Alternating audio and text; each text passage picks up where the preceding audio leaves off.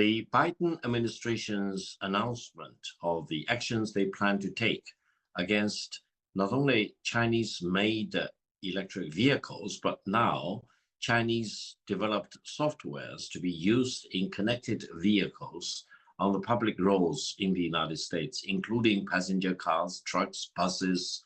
In essence, this is a declaration of Cold War against Chinese technologies. And it also declares the digital iron curtain against Chinese technologies. I think this is happening at a time when there are indeed in the United States very few electric cars of any kind in the United States. So what is the US government afraid of? I think they are chasing after shadows. I think they are seized upon by their own nightmare, which is not real. They are suffering from their own version of hysteria. And this is exactly what a Cold War mentality is. You want to see enemies everywhere in all directions, and then you come up with excuses, for example, national security. Which country is threatening the national security interest of the United States?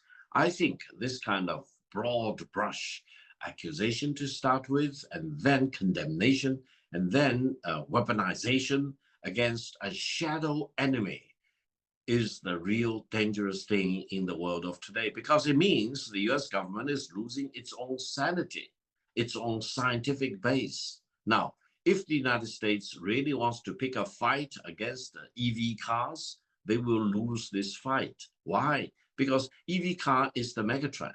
China is leading the world in EV car production, R&D, and all the related ecosystem. The Chinese technologies and the digital products, including EV, are safe, reliable, advanced. Fortunately, the United States is not the totality of the world, meaning there are other countries, other regions, for example, which are thrilled by such Chinese technologies. The rest of the world still has sanity, still have reason and independence to make their own judgment. Norway, for example, whose prime minister recently visited China, declared that it is not a member of the EU and it will not recognize the restrictions imposed by EU against Chinese EV cars.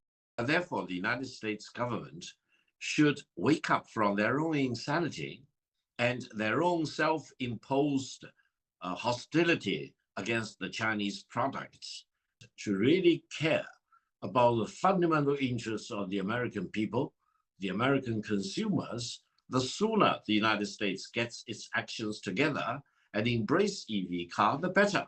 The longer they drag their feet, or the more damage they will inflict on the automobile industry as a whole in the United States.